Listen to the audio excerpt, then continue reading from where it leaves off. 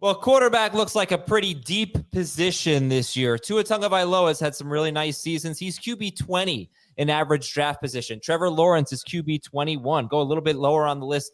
Bryce Young finished the season very strong. He's QB 26. Sam Darnold was a top 8 quarterback last year on a per-game basis.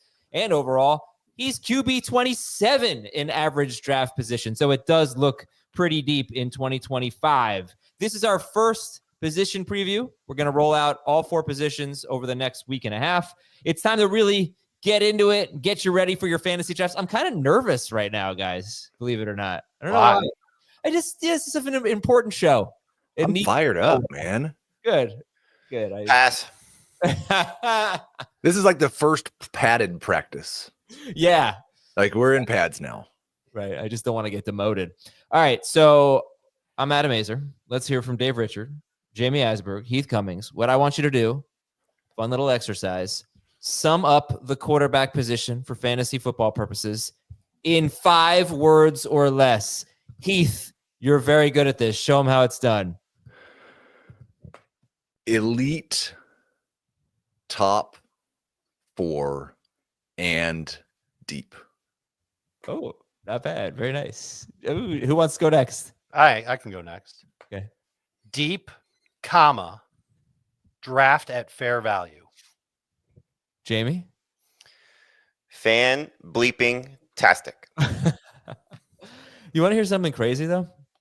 You're not even going to believe this. Last year, we had 11 quarterbacks average 20 or more fantasy points per game in 6-point per passing touchdown leagues. That was the fewest in 12 seasons. So it wasn't a very deep position last year. And I'm stunned by that. I didn't just saw that really this morning or last night. Really? And I went back, I triple checked. So only 11 quarterbacks averaged 20 or more fantasy points per game in 6-point per passing touchdown leagues, the fewest in 12 seasons. So Jamie, why is it so fan bleeping tastic if it really wasn't last year? Well, I think we're going to get a full season of Justin Fields. I think we're going to get a better Kyler Murray. I think we're going to get a much better Drake Maye.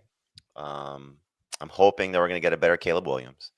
So some of the younger / mobile quarterbacks, I think, are going to be better for fantasy than they were last year over the course of a season. Obviously, Fields had that stretch where he was great.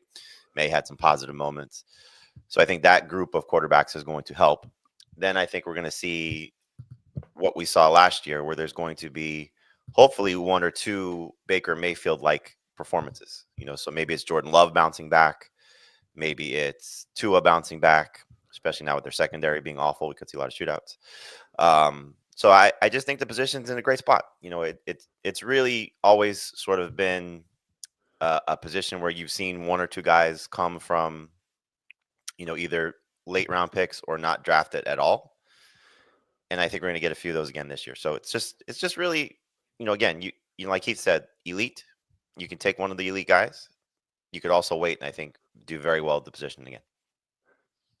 Okay, another thing is rushing was up last year and pass volume was down last year. Scoring was up last year. A couple of years in a row where scoring was down in the NFL, but last year, because of the kickoff rules, I would think that was one of the primary drivers of it. Scoring was up, but we're seeing, a lot of too high safeties and teams willing to run the ball. So just keep that in mind when you look at the quarterback landscape. Might make those rushing quarterbacks even more valuable. Also, like looking at the guys who didn't average 20 fantasy points per game, and I'm using our main show league stats from last year. Okay. Like Tua averaged 19.96. Kyler averaged 19.96. Caleb Williams didn't, but he got Ben Johnson. Trevor Lawrence didn't, but he got a great new head coach that's going to make everything better. Like there's just lots of reasons for optimism about some of those guys who were just outside of 20 points per game.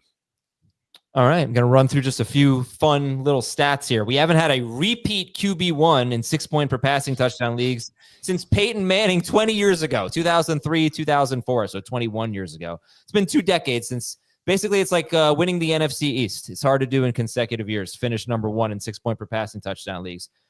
Josh Allen, we'll talk about this, but can we make any bust cases for the top 5? Well, Josh Allen, he threw a lot less last year and he ran a little bit less last year. Bo Nix was a top 5 quarterback per game in his last 10 games. Dak Prescott played 8 games last year. He scored more than 21 fantasy points once. once in 8 games. Brock Purdy's been a top 12 quarterback per game 2 straight seasons. Jaden Daniels, how about this?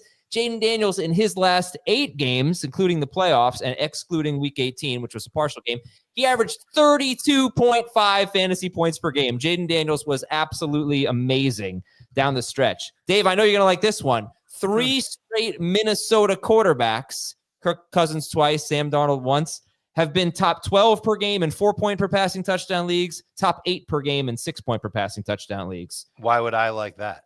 Because I know you like J.J. McCarthy this year. You've talked about him a lot throughout the offseason. It's true. One of my favorite late round guys to grab, whether he's your second, he's not going to be your first quarterback. Whether, I don't even know if there's a whether here. He's just a great late round pick to stash and see what happens. And Bryce Young averaged almost 38 rushing yards per game in his last 10 games after regaining the starting job. All right, so let's start with this. Jamie, I'll throw it to you. What's your overall quarterback strategy for 2025? Wait as long as you possibly can and figure out which tier you want to take a quarterback in. Does that eliminate you from taking an elite quarterback? No, I think I've done drafts where didn't like what was on the board and was the first to take a quarterback. Took Lamar Jackson with a pick at the 3-4 turn. So it's just a matter, I think, of where you feel comfortable. But for the most part, my overall strategy is to wait. I'm typically not going to take one of the first 5 quarterbacks. Heath, what's your overall strategy at quarterback?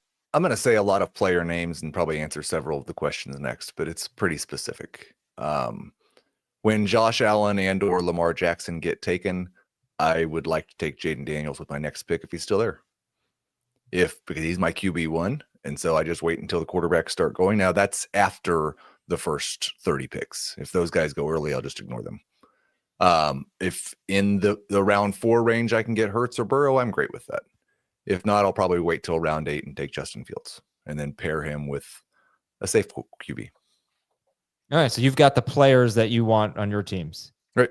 Based on where they're being drafted right now, that's kind of what my strategy is can I get Daniels right after Allen or Jackson? Can I get Burrow or Hurts a little later?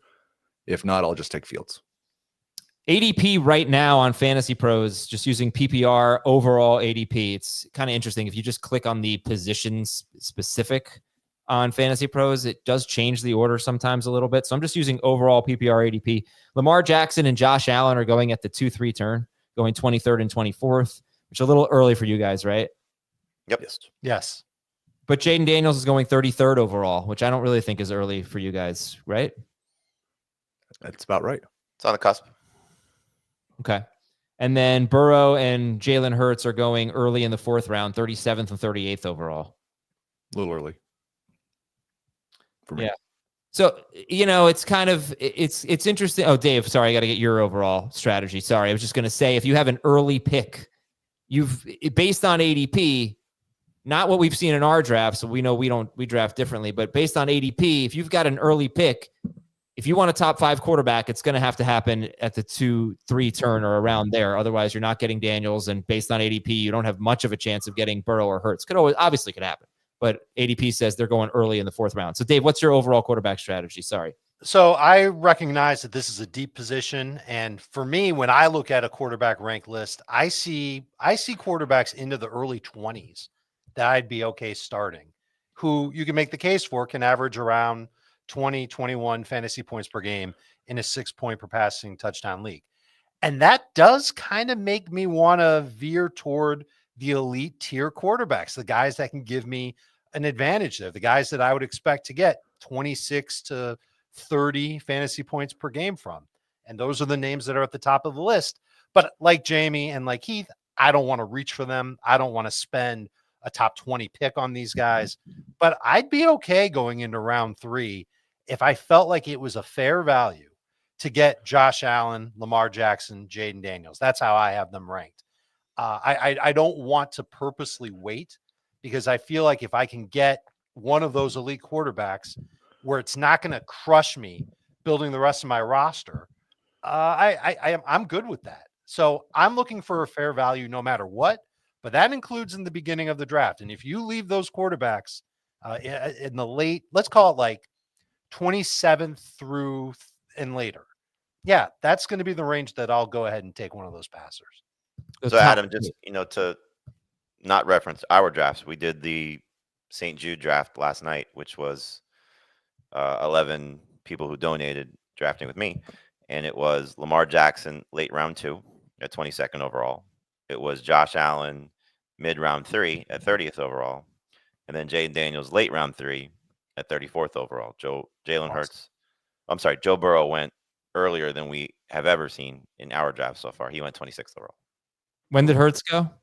Hurts went in round 4 at 38th overall. I think you make a good point, Adam, about that, whether you have an early pick or a late pick, because especially when we're talking about round 3, I think we've talked about the wide receivers that are still there late in round 3. We don't love those guys. And you may not want to take a second running back there. And the 2 top tight ends are gone. But early in round 3, a lot of times Bowers or McBride's still there. A lot of times maybe Ladd or T. Higgins is still there. There may be a Kyron Williams still there. For me, there's a pretty big drop off between the other positions early in round 3 versus late in round 3. And that's why I'm much more comfortable taking them after pick 30 than before. So just to reference the draft again, Heath, to your point, because we saw in this draft 4 quarterbacks go in the first 3 rounds, with Burrow going again a little bit earlier, but let's just say he went after Daniels, or Hurts went after Daniels. So late round 3, Wilson and JSN were still on the board. Garrett Wilson and JSN were still on the board. It really pushed down the running back. So this is going to happen. There's going to be a few players that get pushed down because of this, of the quarterbacks, which I think the ADP is going to suggest or settle in, where we see the 3 quarterbacks go in the first 3 rounds without question. That is happening. Yeah. I'm sorry. Some in round 2. I think we'll see Lamar Jackson and Josh Allen in round 2. Jaden Daniels early round 3. Ken Walker and James Cook fell to round 4. Right. Well, Kamara got taken in round 3, but I don't want to focus on that draft. I'd rather focus on ADP. But I'm just saying we talk about our drafts a lot. This was a draft with users. Okay, but it is just one draft. So I just want to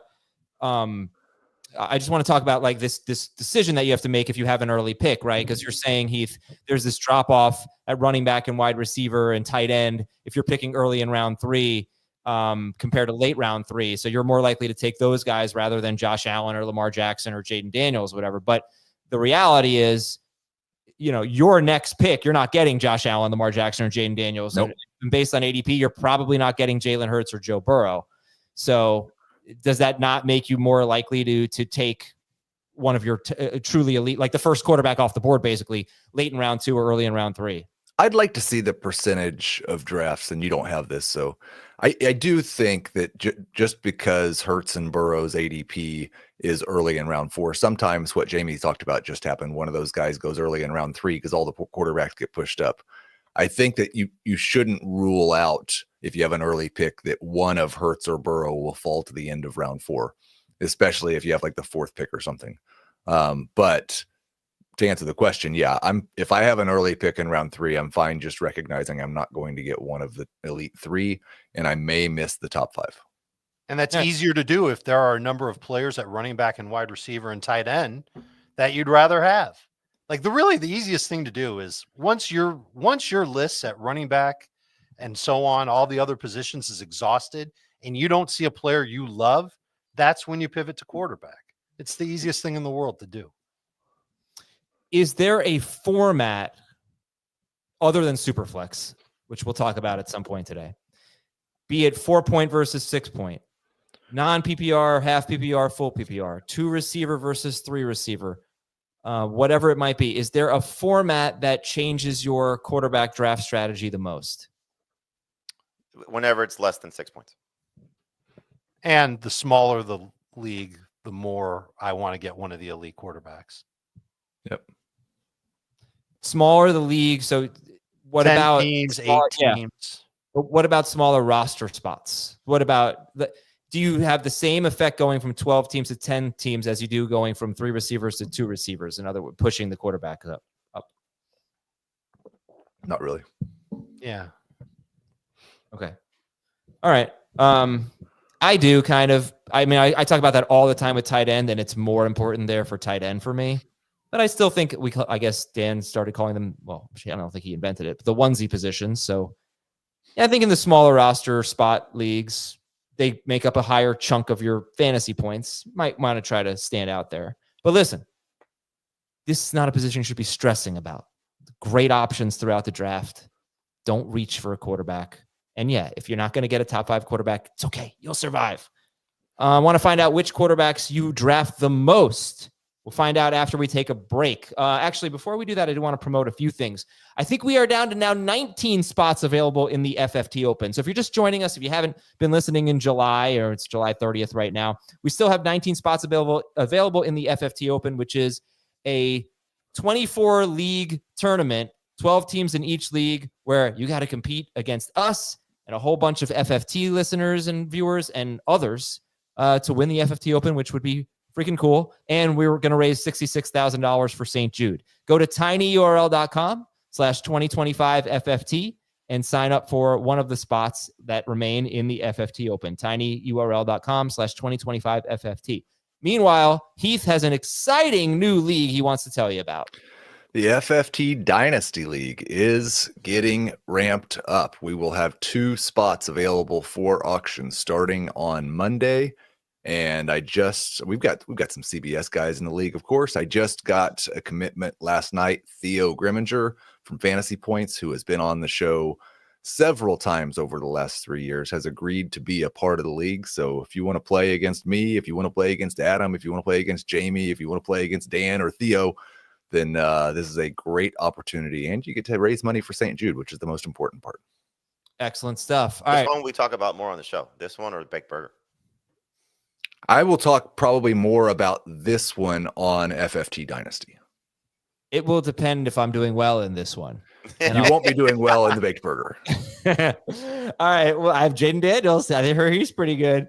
All right. We're going to take a break and come back, and we'll talk about which quarterbacks these guys find themselves drafting the most and who they kind of skip, and much more after this. Here we go. The 2025 CBS Sports NFL schedule is here. 18 glorious Sundays. He's got his receiver touchdown. Filled with rematches. Oh, the play of the year. And rivalries. Touchdown, Bengals. Plus, plenty of superstar showdowns. And an epic matchup between the Chiefs and Cowboys on Thanksgiving. Clear your Sundays beginning September 7th for the NFL on CBS and Paramount Plus. So, Dave, which quarterbacks do you find yourself drafting the most? I like to try and get one of those top 5 guys, like I talked about. I just don't end up doing that a lot of the time because either they get taken in front of me or what have you. There's other players that I prefer in front of them, or a lot of our drafts I'm picking toward the back end, and I just don't end up really getting any of those players.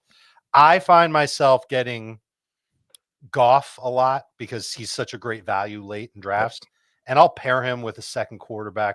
Sometimes it's 2 veterans, which I don't really love. I don't like getting like Dak Prescott and Jared Goff together. I prefer Goff and Drake Maye, Goff and Trevor Lawrence. Those types of combos are usually where I end up. Jamie, same question to you. Who do you find yourself drafting a lot? A lot of Justin Fields, a lot of Bo Nix, a lot of Dak Prescott, a lot of Kyler Murray, a lot of Drake May. Justin Fields, Bo Nix, Dak Prescott, Drake May, Kyler Murray. It's a lot. Okay. Heath? Jaden Daniels, Justin Fields, Brock Purdy, Jared Goff. Okay. We like Justin Fields, and he's top 12 in ADP. I think the secret's out. Every time he's been a starter, he's been a top 12 quarterback per game, except for his rookie season. I'm about to move him up to 7. And that's in 6-point per passing touchdown leagues. Obviously, it holds in 4-point per passing touchdown leagues. So you're moving up to 7? I haven't yet. I want to. You have him at 8?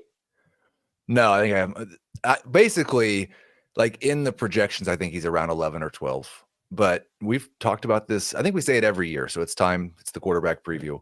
In a 1 quarterback league, when Jared Goff is QB 17 available as late as you want to take him, you should not worry about the floor with your quarterback, especially if you're taking him in round 8. And Justin Fields has as much upside as almost anybody. And so I just keep finding myself wanting to move him ahead of some of these guys who project a little bit better, who have shown it a little bit more, like Baker Mayfield, like Dak Prescott, and just take the shot on Justin Fields and know that I can find a low-end QB1 just in case at the end of the draft. Or on the waiver wire. And someone's saying, bruh, the Jets stink. That really doesn't matter. It's not like the Bears were so good. He's just going to use his legs so much. And he hasn't even really been a super high rushing touchdown guy, Justin Fields. There could be more of that. Because we all like Justin Fields, and because the industry likes Justin Fields, I do feel obligated to bring up a downside of Justin Fields. Obviously, he's very turnover prone. I don't think he's going to. He fumbles a lot. I don't think he's going to lose his job or anything, but there's something to be said there. He's streaky.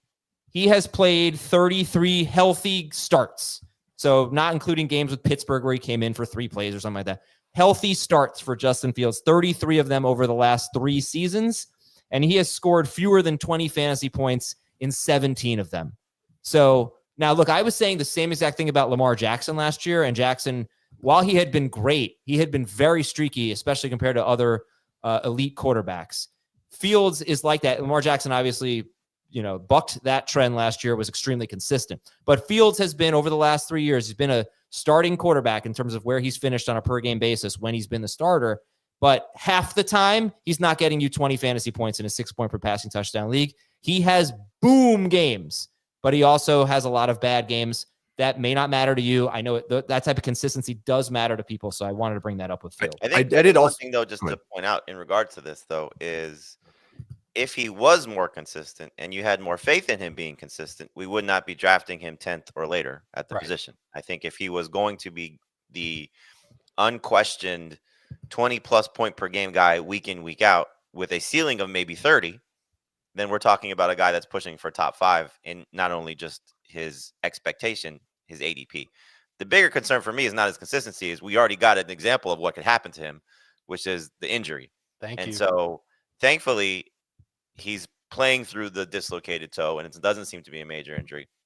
But anytime you have a quarterback that plays like this, it's very rare that they avoid injuries. We've been lucky, for the better part of Lamar Jackson's career. I hope we're going to be lucky with Jaden Daniels' career. Russell Wilson early in his career, was probably one of the smartest running quarterbacks. We've seen the downside, though. I mean, Kyler Murray with the torn ACL, some of the RG3, when these guys run to the level that they run, Cam Newton with his back injury and everything that he started to deal with as his career went on.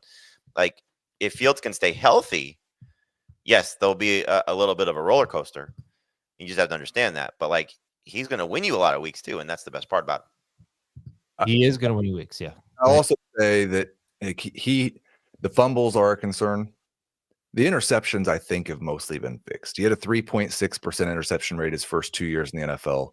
He has a 1.9% interception rate in his last 531 attempts. Mm-hmm. I'm not concerned about the interception. He's been a little more conservative, kind of boring version of Justin Fields. All right, so who do you skip? I'll start with you, Jamie. Which quarterbacks do you don't really draft a lot of? I don't draft a lot of the top 5 guys, just depending on where they go and who I've been drafting with. The one that I may have a little buyer's remorse on, just because he's a little, iffy depending on where he falls, is Mahomes, because he's the one that is the bridge. I don't think you're going to see a lot of rank lists, ADP lists, anything where he's not close to the top 5 guys. There are going to be people, I think, that have Baker ahead of him, which, you can make an argument for because he was better than him last year. But Mahomes just kind of, you get that lull of after the first 3 to 4 rounds of when the quarterbacks are done. And then it's that 5, 6, 7, sometimes 8 range. Like, if he's there after round 7, I start to get a little bit more interested. It's that 5, 6 range where I see people draft him. We had this conversation about the pick by pick when Dan took him at I think it was the 5, 6 range. Might have been the 4 or 5 turn, but it just makes me a little skittish to take him that soon, just because, again, we've seen the downside the last 2 years, and especially after what happened yesterday, where his number 2 and number 3 receiver got banged up on top of his number 1 receiver maybe getting suspended. Like, it could be another rough season for him where we might not see the best from him until the end of the season, depending on how the year goes.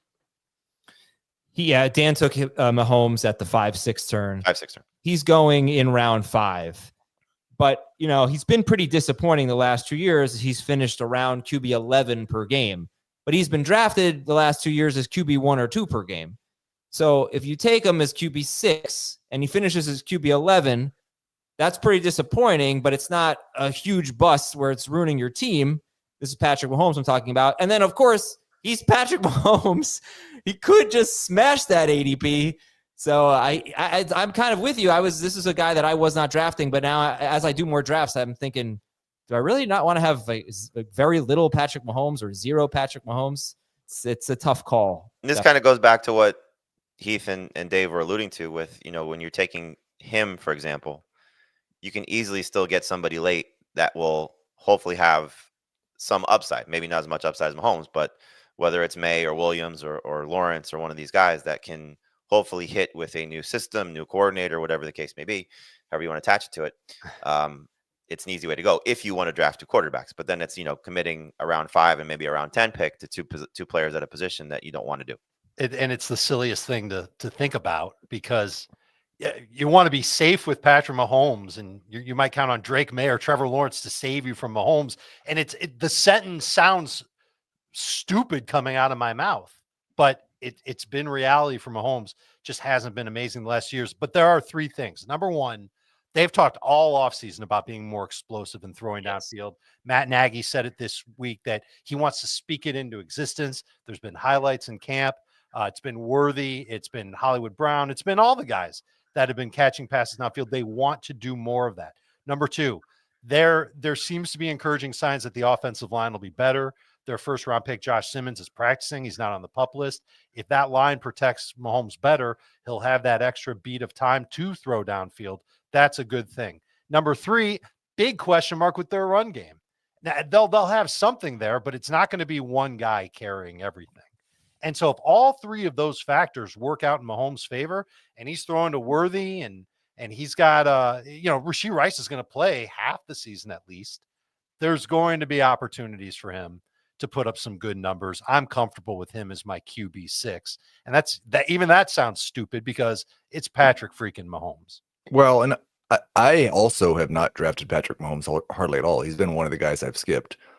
I would say that I'm buying into some training camp hype here, but the Josh Simmons hype, that was a guy who was maybe the best left tackle in the draft, who fell because of injury reasons, and he showed up to camp and just looked like maybe the best tight end in the draft class or best tackle in the draft class. And if they get the offensive line truly figured out this year, then I think you see more explosive plays. But the problem is not for me with him at QB6. It's that he's too much closer to the top 5 than he is to the next 5. Yep. And my other issue is it's Patrick Mahomes or it's Travion Henderson, RJ Harvey, Teteroa McMillan. I don't mean to just single out the rookies, but very exciting players that we're getting in important spots. They might be our number 2 running back, might be our flex or something like that. So I just wish he were going around later, Yep.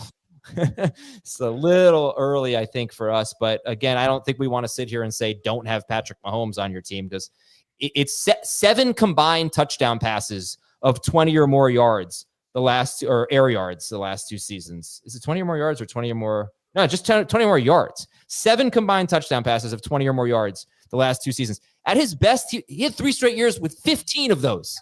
Just in one season. He's had 7 in the last 2. All right. He also averaged 24 fantasy points per game in his last 10 last year. No Rashee Rice in those games. Dave, and if he does that, he'll pay off at QB6 and round 6. Of course. Sure. That's an awesome value. Dave, who are you skipping? Baker, because he's going sooner than I think he should. I think kind of like what Heath was saying about Mahomes being too close to QB5.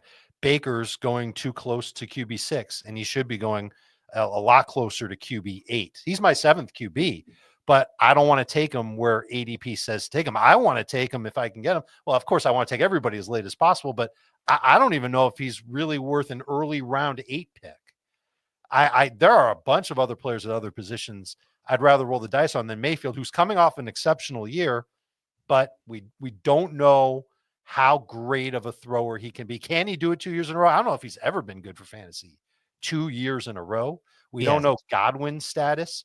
There's a lot of hype around Ibuka. I get it. I think he'll be fine. Will he be as electric as Godwin was for the first third of the season, or like McMillan or Evans was toward the end? The new play caller definitely means some different play designs, and they're throwing downfield too. That report's been coming out of Tampa, and that's great. But Can he really do it again is really where I become a skeptic of Baker. And I feel like he's one of those quarterbacks that we should be waiting to draft at a value and not reaching for ahead of other players at running back, receiver, tight end. And the value's not there because right now he's around 6 pick on Fantasy Pros. He's around 6 pick in Football Guys. This is Baker Mayfield we're talking about. I think the one thing, though, just to continue to point out with this, I don't think anybody should be expecting him to do that again. And you brought this up, Adam, yesterday, and I think you're going to bring it up again today. So about the year-to-year, right? Are you ready? I'll do it right now. Go ahead. All right. He averaged 26.2 fantasy points per game in 6 point per passing touchdown leagues last year. This is Baker Mayfield. So I looked over the last, since 2013, however many years that is, there have been 30 quarterbacks who have averaged 26 or more fantasy points per game in 6 point per passing touchdown leagues. Only 7 of those 30 averaged fewer than 22 fantasy points per game the following season.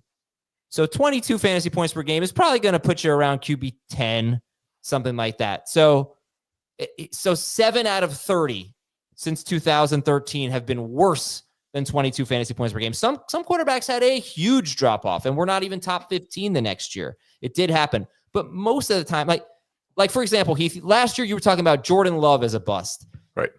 And he was going as like around the same range as QB 7-ish or so. I don't remember exactly.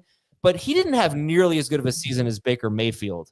So the fall for Mayfield would have to be pretty big for him to, be a bust, I guess, not even be a top 10 or 12, or not even be a top 12 quarterback. It would have to be a pretty dramatic fall from last year. Yeah, it would have to look like almost every other year of his career. True. Like, I hear what you're saying, and we are like, part of that is, and I've said this number too many times, but it's real time now. Everybody's got the pads on, so we should say it again. He had a 7.2% touchdown rate, and like his career rate's 5%. He was right around 5 the year before, and the difference between 7 and a 5% touchdown rate doesn't sound like this huge deal. But when you're talking about 570 pass attempts, that's 11 touchdowns. Yeah. Like, what if he'd thrown 30 touchdown passes last year? What is his touchdown rate from when he started playing well in 2023 through last year? Do you know that? He was at 4.9 in 2023. His second best touchdown rate is 5.6. The end of 2023, because it's the other thing I brought up with Baker Mayfield is that at the end of 2023, he was averaging about 24 fantasy points per game. I think it was his last 7 games, including the playoffs. So it has been a year and a half in this high-powered Bucs offense, which has been one of the best offenses in football for basically a decade. Since they drafted Mike Evans. Look at all the quarterbacks that have come through there and put up numbers, including Ryan. That's with many different coordinators too. In the Mike Evans era, and it's now 2 going on 3 for Baker. I don't want to be the Baker defender here. I just want to continue to point out like what he accomplished last year. He did that with a 4-game stretch where he did not have Mike Evans and did not have Chris Godwin and did not have Godwin, who was his best receiver to start the season for the last 8 games. And so now not only does he get Godwin back at some point during the season, we don't know exactly when, but at some point during the season, he's now adding the 19th overall player in the draft in Emeka Egbuka, who may be the best rookie wide receiver. We don't know. It's good. He's certainly going to be in the conversation by the time we evaluate this class in a couple of years. So you're giving him now his best receiver back. You're giving him a first-round receiver. You still have Mike Evans for whatever he's going to bring at 32 years old. I think he's going to still be pretty good. I just don't know if he's going to be an elite fantasy receiver. That's a different story. You lose Tristan Wirfs for however many games he's going to be out. That's part of it. Now, in terms of the coordinator change, he said this on HQ on Monday, that the only thing that's changed for them, because Josh Grizzard's the pass game coordinator from a year ago, is just the terminology. They're doing a lot of the same things that they've done from last year.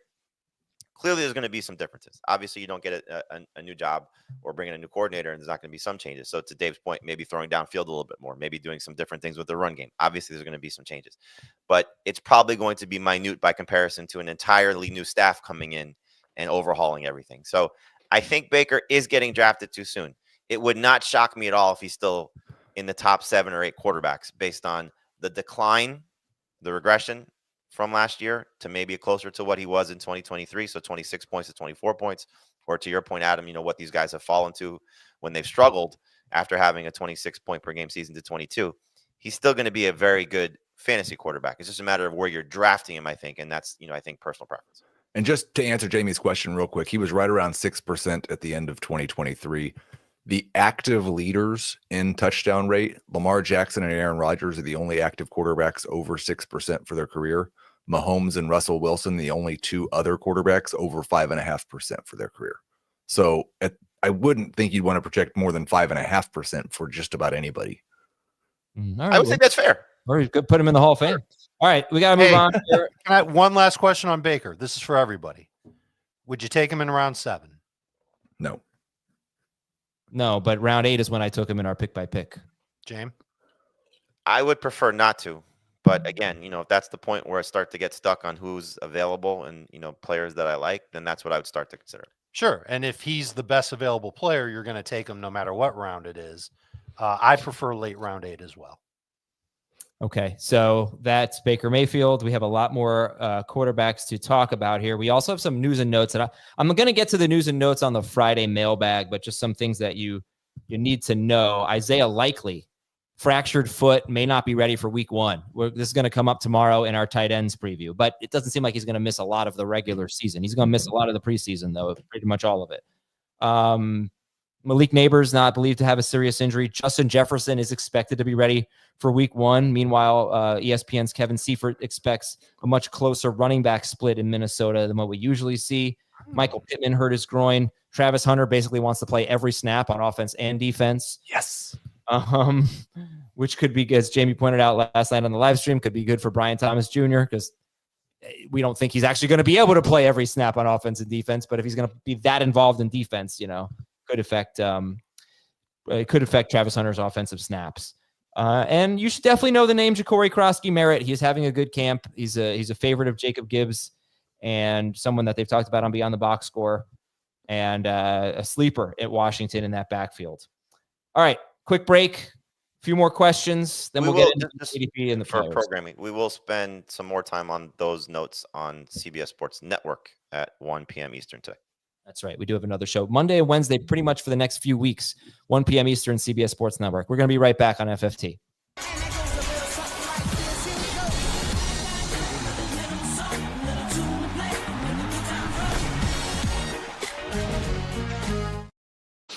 All right, guys, let's go through these kind of quickly. How much does your strategy change in a 4-point per passing touchdown league rather than 6-point? We usually talk about 6-point on this show. We also, when you hear us talking about rounds, 12-team leagues is what we're talking about. But Dave, 4-point versus 6-point, how much do things change for you? Drastically when it comes to running quarterbacks. Josh Allen, Lamar Jackson, they're still going to be at the top. Jaden Daniels too. Jalen Hurts might be ahead of Joe Burrow in that type of format. Justin Fields will go higher. Kyler Murray will go higher. Drake Maye will go higher. You get the point. Those rushing QBs, the guys that can give you rushing touchdowns, which are still worth 6, are going to be a little bit more valuable. And I would say all QBs fall just a little bit if it's 4 points versus 6. And don't forget about passing yards, though, because there are some quarterbacks that don't run a lot, but they throw for a ton of yards, and they still hold up in 4-point passing touchdown leagues. It's really the guys that rely a lot on passing touchdowns that are going to get hurt the most. Your strategy, you guys all seem to say, as I recall, that in shallower leagues, you're going to be more likely to take an elite quarterback. Is that fair? Yep. Be more inclined to, yes. Not going to reach, but still be more inclined to. How about deep leagues? I know we rarely agree on this, but 14-team leagues or deeper, what are we doing? Same strategy for me. Me too. I want a fair value. And if I don't get one, I know that this position especially is deep enough where you can wait a little bit and still come up with a good starter. I'm much more likely to wait. And instead of my plan being Justin Fields in round 8 and Jared Goff in round 14, it might be Jared Goff in round 14 and Anthony Richardson in round 15. That's another thing I want to point out. Over the last 3 seasons, it seems like ADP hasn't been as good. That's the best way to say this. There was a stretch where basically 10-ish, 9 to 10 of the top 12 quarterbacks at the end of the season were drafted as top 12 quarterbacks. So ADP was very accurate. We were drafting the top 12 guys, and it was pretty accurate. The last 3 seasons, 6, 6, and 7 of the top 12 quarterbacks were drafted top 12. So we're seeing really good late round picks like Baker Mayfield and Bo Nix were not even top 20 in ADP last year. So this position has paid off with late round picks. I almost look at it the other way, though. Like, not necessarily the guys who jump into the top 12. It's the ones who fall out of the top 12. Because this is what scares me the most about taking these quarterbacks early, like the CJ Strouds and Jordan Loves of last year, Dak Prescott last year, whether it's injury, which is hard to, predict, but it's the struggles that we may not see coming, So Heath was obviously accurate in predicting that Jordan Love was going to struggle last year, and he did. Now, again, you could say injury was a part of that because who knows how he managed through it. I really like to see how far did they fall? Like Stroud was awful. And, I don't think anybody saw that coming because they added to their receiving core. It was frustrating because he was playing okay fantasy wise in the beginning part of the season. Then just everything crumbled around him and he was just abysmal to close the year. But it's like those guys, like, why are they falling out of it? Like, how do we avoid the Anthony Richardsons again, of just overhyping somebody and then he is just disastrous? Well, yeah. How is that not? I don't think it's Jaden Daniels, but how do we not at least ask that question about Jaden Daniels when the 2 year 2 quarterbacks that were being drafted as QBs 5 and 6 or 6 and 7 last year were 2 of the biggest busts in fantasy? Well, I mean, first off, the Anthony Richardson shouldn't be in the same conversation because he was so polarizing last year. You're either buying into what the hype and potential could be, or you were just completely avoiding him. I mean, remember all these shows we did last year about Anthony Richardson and just, are you taking him or are you not taking him? Stroud, I think, is just not at the same level of Daniels from a production standpoint because of what Daniels does with his legs. So, the struggles that you could see for maybe Jaden Daniels would be touchdown regression, and then his receiving core could be awful. Like if Terry McLaurin does what these hold out receivers did last. I mean, look what happened to Dak Prescott. Forget about the injury. He was not playing well. CeeDee Lamb got off to a slow start, struggled. So, you could see maybe just a little bit of a sluggish start from a passing perspective. I just think the thing with Daniels is, like, if he does have a potentially down year, how much will his legs save him? I mean, he's already had one of the best same thing about Richardson last year. I mean, but Richardson was just a disaster across the board and injury prone. Like, there was nothing to say that he was going to have to take a leap. Like, you were buying into hope. It's true. Daniels showed it to you. Like, there's no question. You can't. I would never compare those two. I wouldn't really either, but I do think it's worth bringing up just because Stroud and Richardson were such busts last year. Okay. Give me your super flex strategy real quick, guys. Heath, what's your super flex strategy? I mean, if I have a top 3 pick, I'm taking one of the top 3 quarterbacks. If I'm at the end of round 1, there's a chance I might wait until round 3 to take a quarterback. If people go really early on the quarterbacks and I can get 2 of the top 5 non-QBs and then just settle for some of these guys that we love as values. But I'd really like to have at least one quarterback before I get through round 3. It so depends on where you're picking. Yep. Yeah, it really does. This year more than any other. But you definitely can have a super flex league and feel comfortable with, my 2 quarterbacks are Jared Goff and Justin Herbert, and I'm absolutely loaded everywhere, right? I mean, that's not a that's the upshot to it. Yeah, the theory, the exercise, the thought exercise is you're picking 7th. The first 6 picks are Allen, Jackson, Daniels, Burrow, Hurts, Mahomes. Do you reach for Mayfield, or do you take, Jamar Chase and then see who's available in round 2?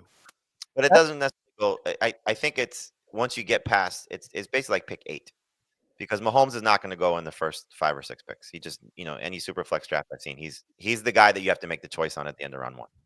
So it typically you see those first 5 guys go in the first 7 picks because Jason and Robinson, or potentially Lamb or Jefferson, jump over Robinson depending on the format.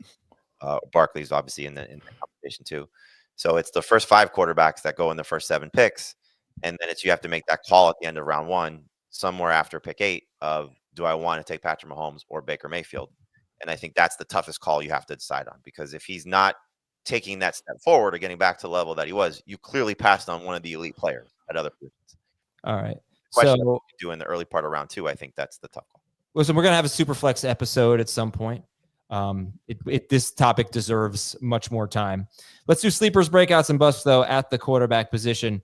We'll go Dave, Heath, Jamie. My favorite sleeper is. I think I might land on Jordan Love being my favorite sleeper, just because I know that last year was a disaster. Injuries absolutely played a part. In his first 5 games, he averaged over 26 fantasy points per game. So I'm kind of hoping he can rekindle that. And Matthew Golden has sounded like a revelation in Packers camp. I think Jordan Love might be one of my favorite guys to just wait and wait and wait. Get Jared Goff in the double-digit rounds. Wait a little bit longer. Get Jordan Love. Go to battle with those 2 QBs. Heath. Yeah, ADP will obviously determine that, but I would agree with Dave about Love over Goff based on the fact that he's going around later in our ADP. To give a different name, I'll go with a guy who's going 7 spots after Love in CBS ADP, and that's Trevor Lawrence. Okay. Trevor Lawrence would be ideally your number 2 quarterback. Are you fine with him and then taking someone else, or what? Well, he would be the second quarterback you would take, I think. So yes, but has the potential to turn into a top 10 guy. He needs to have, and he probably will have, much lower air yards per pass attempt. That's, if you just think about the offense that Liam Cohen ran, like shorter passes, higher completion percentage, more yak, and obviously he's got Travis Hunter, but the rushing was also way down. The attempts and the yards per carry were down last year. I don't really know why. That should bounce back for Trevor Lawrence. Jamie, who's your favorite sleeper? They took 2 of my favorites. I'll go Caleb Williams, just with the hope that Ben Johnson and the offensive line upgrades can help him get to the level of why he was drafted first overall. We saw some spurts of it last year when the coaching change happened. So Ben Johnson's system, with now DJ Moore lining up in the backfield and the additions of Colston Loveland and Luther Burden, hopefully it leads to, Caleb Williams being a borderline, if not top 10 quarterback this year. All right. Number 1 quarterback. We'll go in reverse order. Jamie, Heath, Dave, favorite breakout? Drake Maye for me. Just excited about what I've seen so far from Josh McDaniel's system and what he's done in camp. Love the fact that you take his 10 healthy games last year, he was on pace to be the 3rd best rushing quarterback. Obviously, take a lot of quarterbacks' best performances. You could say that they may have been in that range too, but he was on pace for those 10 healthy games that he played for 630 rushing yards. In those 10 games, I think it was like 7, he was over 21 points per game. So the addition of Stephon Diggs, the addition of Kyle Williams, the addition of Travion Henderson, just a lot of things working in his favor. Great schedule for Drake Maye. He's a top 12 quarterback for me. Okay, Heath, who's your favorite breakout? We've talked enough about him, but it's got to be Justin Fields. Oh, yeah, it's funny because he's always good. It's like he's almost a sleeper, but it doesn't matter. I mean, his current ADP's just in like at the 9-10 turn. I would take him in round 8, but you said sleepers win you weeks, breakouts win you leagues, and Justin Fields has a chance in round 8, 9, or 10 to win you a league. Dave, favorite breakout? Trevor Lawrence gets the number 1 receiver in the draft added to his team, gets a prized play caller and play designer in Liam Cohen to call the shots. And I think Jacksonville is going to be a potent, high-scoring team. Questions about who will run the ball and how effective they'll be doing it. And Lawrence is a sneaky runner, too. He'll get you some numbers on the ground. You guys want to hear a fun sleeper call, by the way? Yeah.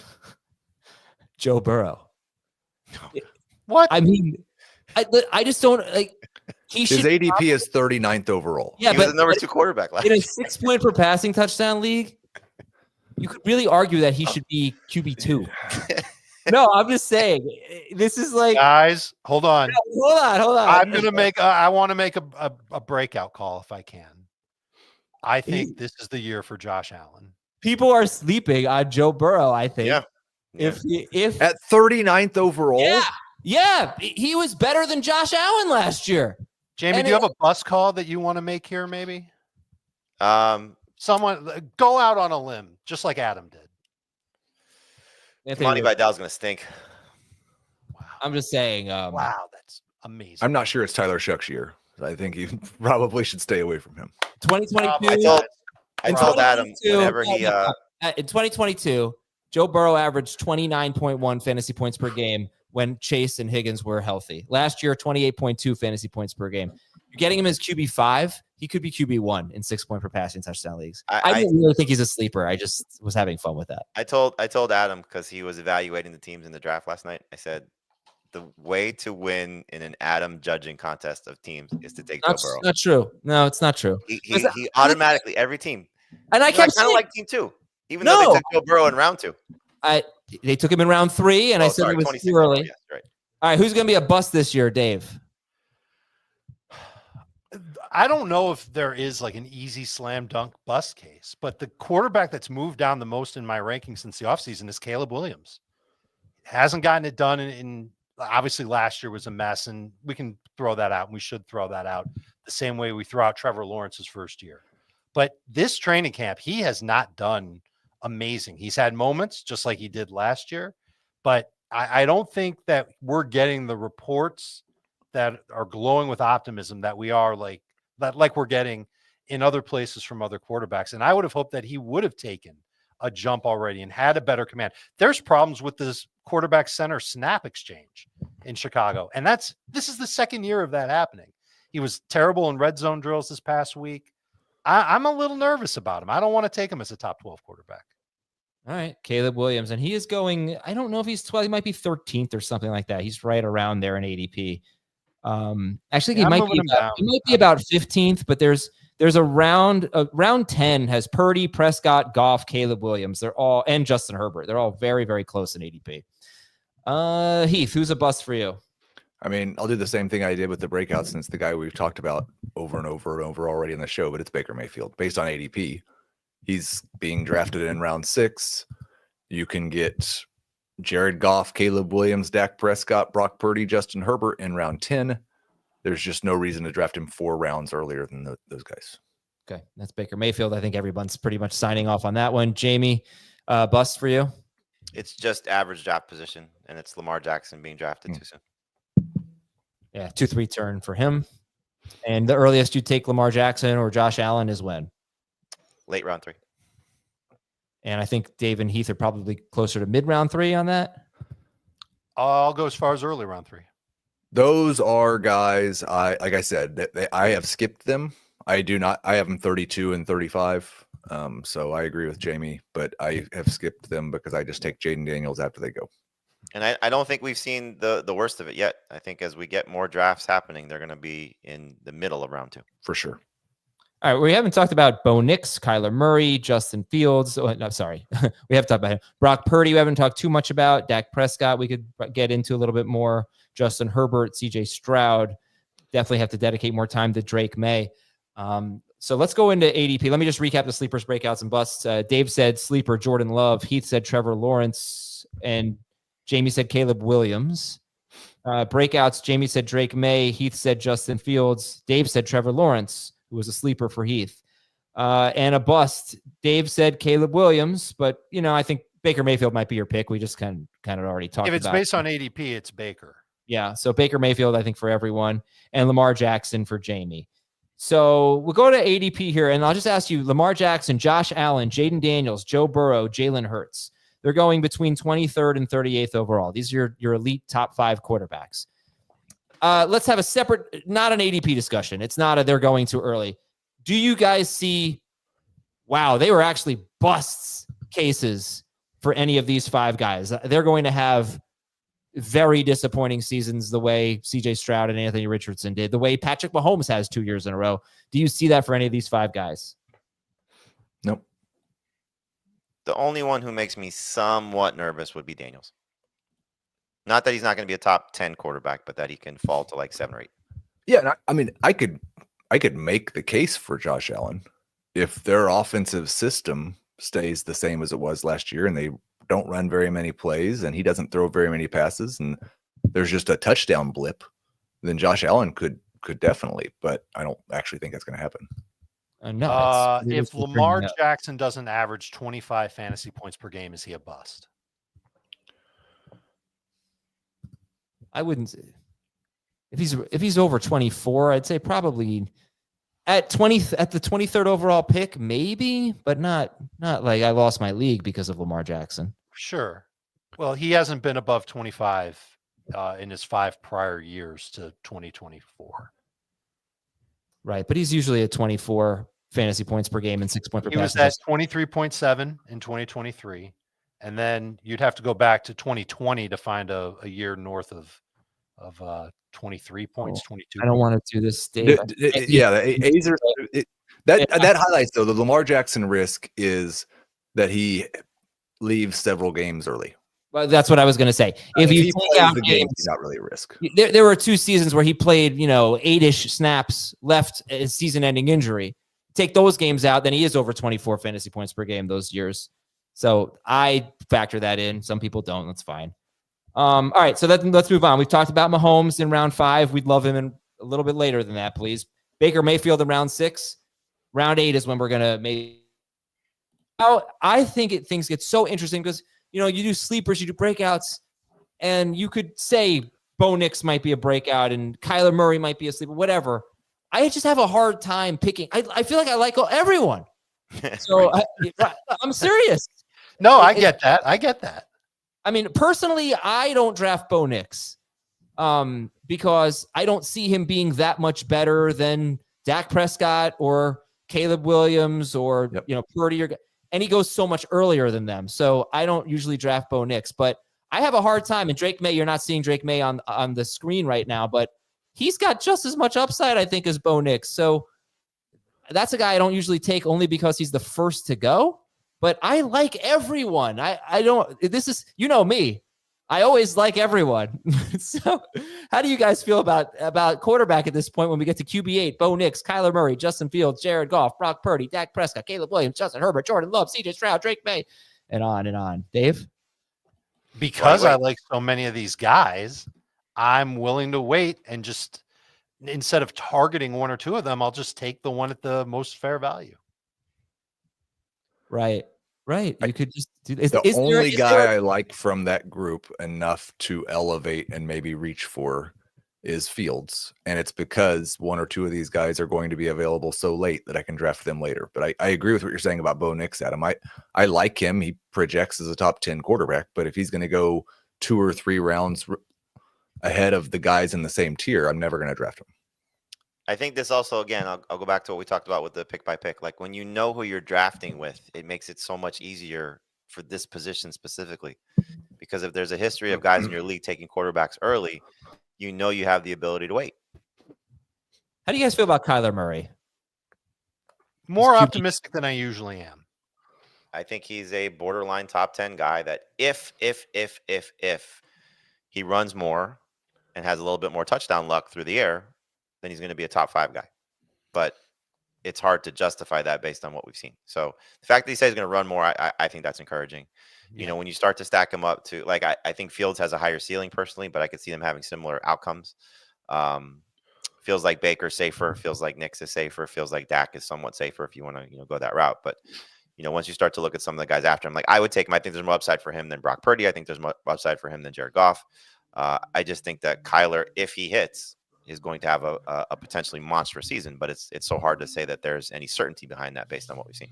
And this is one of those situations where we've had some training camp highlights that have come out of Arizona that Marvin Harrison Jr. has done some incredible things, and it's actually not been encouraging to me because every time I see him, he's between the numbers and the sidelines making some crazy catch 30 yards downfield. Right. And so I agree with everything Jamie said about Kyler's upside. He's lower in my projections than most of these guys. I just push him up in the rankings because of the upside, but I'm scared that this offensive system is just going to be the same. What we've seen from Kyler Murray from when he was elite to when he's just top 12-ish is much less deep ball success. His first 3 seasons, he gained at least 994 yards and threw 6 to 7 touchdown passes on deep balls, which I consider 20 or more air yards. Last year, 553 yards, 4 touchdowns. So it's just not even close. DeAndre Hopkins was a really big part of that success. I would say if you buy into Marvin Harrison, if you think Marvin Harrison is going to have a breakout year, then you should probably draft Kyler Murray because he's going to run for 500 yards. He had the most rushing yards for a quarterback without averaging 20 fantasy points per game last year since Daniel Jones in 2022. He's going to run for a lot of yards.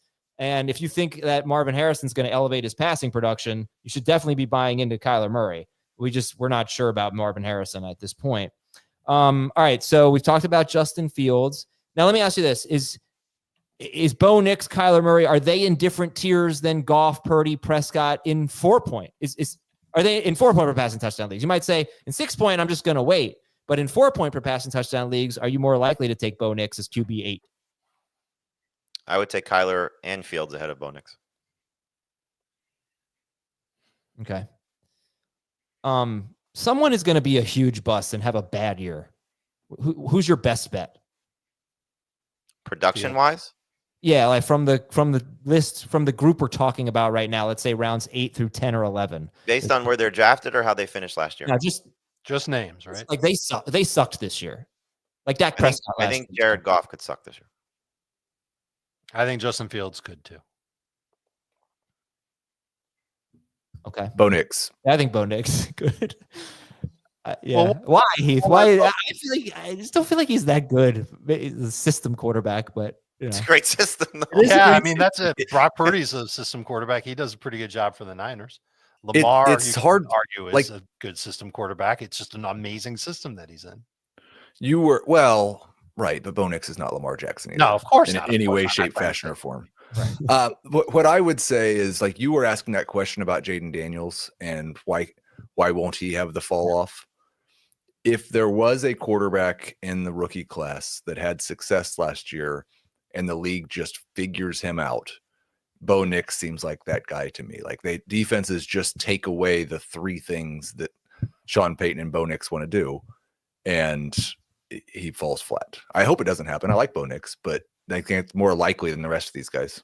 It's specifically he threw the ball at the line of scrimmage or behind the line of scrimmage so much. If they make him use his arm a little bit more and throw the ball downfield, maybe things go different. I think we have to put Caleb Williams on the list, right? We haven't really. Yes. Yeah. Is he? But yeah, you're right. So you were talking about quarterbacks like 8 through 15. He's in that. Yeah, I wasn't specific enough, but Caleb's at the back end of this Nix, Kyler, Justin Fields, Jared Goff, Brock Purdy, Dak Prescott, Caleb Williams group, and then I'd say Justin Herbert because he's in the same round. Herbert. I'm a little surprised Herbert is as high as he is. Yeah, it's just its name. It's how he finished last year too. But he's good, but it's a bad situation. What about Dak? Like Dak has been top 8 per game in 4 of the last 6 seasons. At times he's been absolutely elite. But he was bad last year. As I said earlier, 1 game out of 8 with more than 21 fantasy points, and he threw over 50 passes in that 1 game. Does he bounce back? And in what way, Jamie? Well, I mean, the addition of George Pickens and a run game that could be awful, I think is a plus for him. You don't like the offensive line injuries that they're dealing with right now. So that's a little concerning for I don't want to say non-mobile quarterback, but a guy coming off a significant hamstring injury at 32, probably not going to be as mobile as he once was. And even after the ankle injury, he wasn't as mobile as he once was. So, the fact that there's going to be a lot asked of him, can he sustain a high level of production? I just think it's such a great buy where you're getting him for what the upside can be. So yes, last year was a disaster. I do think, again, the slow start for CeeDee Lamb and just everything that sort of happened to that team wasn't ideal for Dak. And then he goes down and you just, disaster across the board. But by all accounts, he's healthy. He's moving well. Again, maybe the best receiving core he's had. I'm trying to think when Amari Cooper was there, but it just feels like CeeDee Lamb can destroy anybody he faces, and he's talking about that. And Pickens is going to be a big play threat, and Ferguson's back, hopefully healthy after missing some time last year. Like it just feels like it's set up for Dak to have a good season, and the cost is pretty fantastic. All right, let's move down the list here. So we've got Herbert, then we've got Jordan Love, CJ Stroud, Drake May, JJ McCarthy. Does Drake May just stand out in this group here? It's not even close for me. Yeah. I mean, some people are thinking we gotta get that email. I suck at this. When are you on next, Heath? We had that. You didn't read the email yesterday? It was on the notes yesterday. This is the perfect time to read it. It is, but we're already at like an hour and 5 minutes here. Read the damn email. Is this the defense of Heath email? Mike is dismayed that Heath is dissing May tracker. Dear Vic or Ryan or May, I continue to be shocked and dismayed by the low ranking for Drake May by the FFT3. Well, that's not Jamie anymore because you have him in the top 12, right? Yes. Especially by my favorite fantasy analyst, Heath. Heath has me. Okay, let's see if I could skip ahead. With the Vegas implications in mind, I don't understand how he has Drake Maye 21st. Do you still have him 21st? He's in that range. Okay. When the Patriots are favored in 11 games after being favored in 0 last year. He was 9th in rushing yards, 16th in attempts last year. Josh McDaniels he's a phenomenal offensive coordinator. He designed Cam Newton 12 rushing touchdowns in 2020. He turned Mac Jones relevant. Let's see. The Patriots offensive line was offensive to my eyes last year. This year, they're going to be better. I'm not expecting much out of Diggs, but he's an upgrade, and Henderson should be an upgrade too. Take all of that, now combine it with FFT's consensus Patriots DST ranking of 30th. Where are the points for this team coming from if Vegas has them favored in 11 games? So that's the gist of the email. I didn't know Vegas had them favored in 11 games, but I also don't think if Mike Vrabel is the head coach that being favored in 11 games would be a positive for Drake Maye's fantasy production. I think that they would probably rather run the ball a little bit more. They've talked about Maye running less because generally outside of the Cam Newton year in a Josh McDaniels system, you want to get the ball out quick, hit the slot wide receiver. We've talked a lot about Demario Douglas, hit the running back out of the backfield. That's always been a staple of the McDaniels. And I project his rushing totals to go down anyway because of efficiency. He averaged 7.8 yards per carry last year. No quarterbacks do that. Like maybe Lamar has a season where he does that, but you should probably expect him to lose about 2 yards per carry. And he said it. He was 16th in rush attempts at the quarterback position. So kind of average in that regard. He just had 3 or 4 really long runs. And that elevates it when you only have 54 rush attempts. So I don't hate Drake Maye. There's a lot of Dave said he likes 25 quarterbacks or something. But I don't think this is a good receiving core. I don't think it's a pass heavy attack. And I don't think Drake Maye is going to be top 10 in rushing yards at quarterback. How could they be favored in 11 games? Yeah, I don't think that's right. I don't think that's right. They're over under win totals 8.5. Yeah, but if you Google how many games are the Patriots favored in, that little AI thing says 11. Well, so I doubt it even more now. Well, all right, they're favored in at least 8 games. Okay, so that's Drake Maye. Look, he's got exciting upside. He did average the most yards per carry for a quarterback since Michael Vick and Christian Ponder in 2011. But big range of outcomes. Yeah. Okay, so I think there's reasons to like him. He's got I was watching his tape last night. It's not that I didn't know it or anything, but just to get refreshed. I mean, he's got an amazing arm. He makes some terrific throws. He also makes a lot of mistakes. So a lot of fumbles last year. Interception rate was high. If you can clean that up, then you're on the path to success. All right, who else we got here? We've got so yeah, I don't know. Herbert, Love, Stroud, Maye. Herbert and Stroud kind of stand out as a little early, I think. Because you still have. Yeah, I'd rather roll the dice on the other two. Love is definitely my favorite in that group. Yep. I'll take Maye first and then Love. Oh, Maye for sure. Yeah. But then you have JJ McCarthy, you have Tua, you have Trevor Lawrence later. Well, I'd like Lawrence. And then you've got Michael Penix, Cam Ward, Matthew Stafford. Stafford could definitely be a streamable guy in 6-point per passing touchdown leagues. You've got Anthony Richardson, who, if he wins the job, he's winning the job. Yeah, I think it's looking that way now. He's gonna be worth using, isn't he? Yeah. Yes. Yeah, he needs to move way up. He is criminally undervalued. Okay, so you like Drake Maye so much. You like Drake Maye or Anthony Richardson? Oh, Maye. I mean, look, there's so much more of a safety factor with Drake Maye at this point.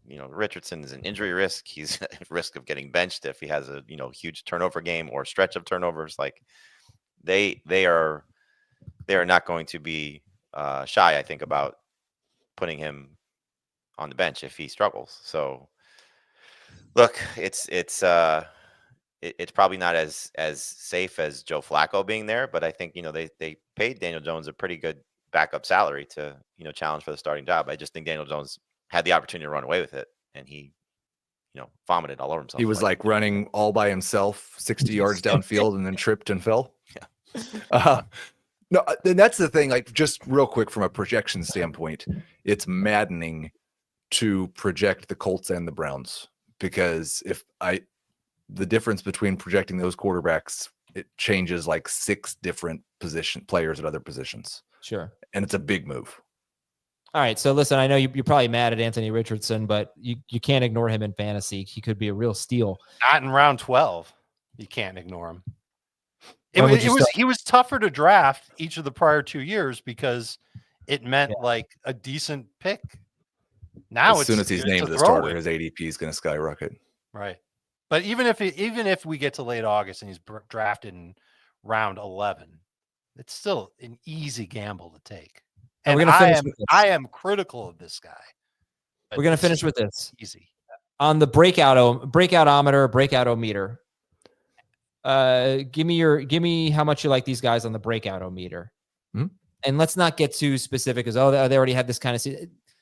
The breakout meaning a career year. So you're going to put Lamar Jackson on the breakout meter? No, not breakout meaning career year. Let's change it. It's already off to a great start. Can finish top 12 meter. So the top 12 meter. Okay. Top 12 meter, yeah. Tua Tagovailoa. 7.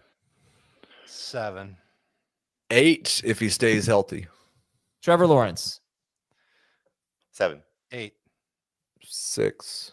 Michael Penix. 4. 5. 3. Cam Ward. 1. 2. 4. Stafford.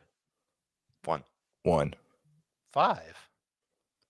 It's amazing. I got the same combination on my luggage. Anthony Richardson. I mean, you wrote that joke too. Actually, that joke was written like 40 years ago. Yeah. 5. No, it's 6. a 6. He's definitely got potential to do it. Bryce Young. 4. I'm going to go 5. 3. I was pretty encouraged watching him last night, man. But we just talked about 16 quarterbacks before we got to these the guys, and we think they're all good. Why should Trevor Lawrence be so much higher on the top 12 meter than Bryce Young? They're both number 1 picks. They're both hopefully thriving with. I'd say he did thrive at the end of last year with a new scheme. Outstanding at the end of last year. Yeah. You're hoping Aaron that he Rodgers builds on that and that he stays healthy for 17 games, and that is his receiving core anywhere near as good as Trevor's?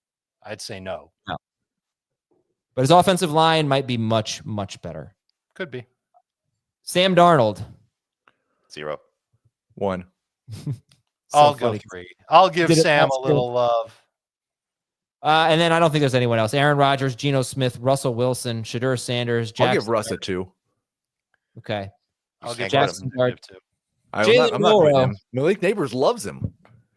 Let me tell you where Russell Wilson has finished in 6-point per passing touchdown leagues per game in the last 4 seasons, which have not been good seasons for him. QB 13, 17, 14, and 15 in 4 points. Sorry, that's 4 point. QB 13, 19, 13, and 15 in 6 point. So based on up that, to 3. He'll smash his ADP. I don't think he hasn't been top 12, but he could be 16, 17. Did you add Flacco? Joe Flacco, if he plays 17 games. Joe Flacco is the last guy on my list. Tyler Shuck, Jalen Milrow. You brought up Shador before Flacco? That's crazy. He's doing ADP, bro. He's higher than him. Where's Right. McCarthy on that list? Oh, we already did McCarthy. He's about 18th or something, around 13th. He's a 6 or a 7 to finish top 12. All right. The problem is that we didn't go through like the actual 16 quarterbacks at the top who are also going to be like 8s, 9s, and 10s to I was finish. going to say, I think, Dave, you've got like 12 players tied for QB 12. Yeah. Which is exactly how we view it. I can't really trust you reading lists anymore after you gave Dan credit for Jared Goff being a correct answer when he was not Why did I do that? correct. It's really amazing. That was You a very guarantee- funny segment, by the way. So we've had a few instances of these things over the last 2 years. Is Dan a worse contestant or is Adam a worse host Dan is the of worst. games? Dan. Just of games. Yeah. You're a great podcast host, but you've messed up almost every podcast game I've been a part of. Dan playing the Fantasy Feud is the greatest thing that's ever happened to the show. He was unaware of the rules to Family Feud. Of course, Second time. Of course, I'm unaware of the rules. Of course, I haven't seen Family Feud. Of course, you think I'd be going out there and making these mistakes if I had seen Family Feud? Of course, I haven't seen Family Feud. You might want to Show consider. show the picture of when Dan was fixing his his setup. Oh, if you have that, go for it. Hey, vote for us, podcastawards.com. We got to go. We'll talk to you with our tight end preview tomorrow on Fantasy Football Today. See you later, everybody.